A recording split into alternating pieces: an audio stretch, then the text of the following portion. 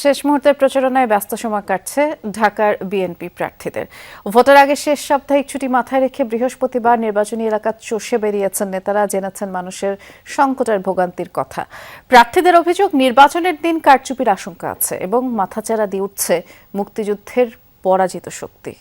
নতুন ব্লেন্ডে আরো rich অ্যারোমায় salon family blend টে। ঢাকা ১৬ আসনে বিএনপি প্রার্থী আমিনুল হকের প্রচারণা শুরু হয় বৃহস্পতিবার সকালে। জনসংযোগ শুরুর আগেই আশপাশের এলাকায় জড়ো হন নেতাকর্মীরা, স্লোগান দিতে থাকেন দলীয় প্রতীক আর নেতার নামে। এরপরই আমিনুল হকের প্রচারণা শুরু হয় পল্লবীর আবাসিক এলাকায়। এ সময় তিনি খোঁজ নেন এলাকার নানা সমস্যার।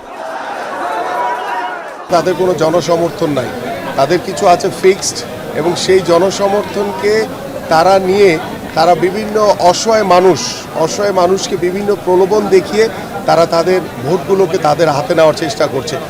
পাশেই ঢাকা ১৪ আসনে ব্যস্ত সময় কাটান বিএনপির আরেক প্রার্থী সানজিদা ইসলাম তুলি। মিরপুর বাংলা কলেজ এলাকায় স্থানীয়দের সাথে মতবিনিময় করেন তিনি, পরিদর্শন করেন কয়েকটি পোশাক কারখানা।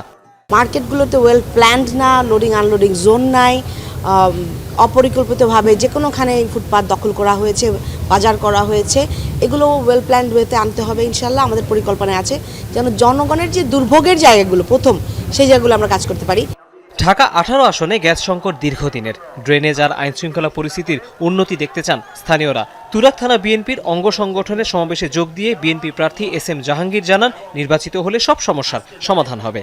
গ্যাসের সমস্যা, পানির সমস্যা সহ আরও রাস্তাঘাটের অনেক বিভিন্ন জায়গায় এখনো রাস্তাঘাটের উন্নয়ন হয়নি, এখনো ভাঙা, সেগুলো যাতে একটু ঠিকঠাক করে দেয়। ড্রেনের স্ল্যাব বসায় ফেলাইছে ঠিক আছে, কিন্তু ভিতরে অনেক ময়লা রয়ে গেছে।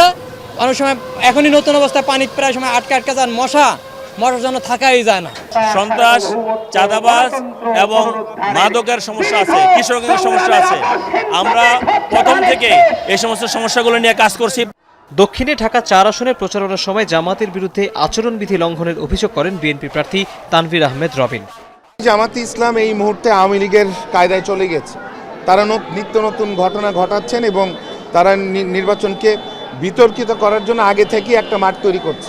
এদিন মোতালে প্লাজার দোকান ও ফ্ল্যাট মালিকদের সাথে মতবিনিময় করেন ঢাকা ৮ আসনে বিএনপি প্রার্থী মির্জা আব্বাস। ভোট কারচুপির আশঙ্কার কথা জানান তিনি, বলেন মাথাচাড়া দিয়ে উঠছে ৭১-এর পরাজিত শক্তি। বিভিন্ন প্রক্রিয়ার মাধ্যমে আমাদের স্বাধীনতা সার্বভৌমত্বকে হরণ করার প্রক্রিয়া চলছে। কিছু কিছু দল ক্ষমতায় যাওয়ার লোভে বিদেশিদের সঙ্গে চুক্তি করেছে, যারা আমাদের সঙ্গে যায় না, অর্থাৎ ইসলামের সঙ্গে মুসলমানদের সঙ্গে তারা কখনো যায় না। রাজধানীর অন্যান্য আসনেও প্রচারণায় ব্যস্ত সময় কেটেছে বিএনপি প্রার্থীদের। তৌহিদ হোসেন, যমুনা নিউজ, ঢাকা।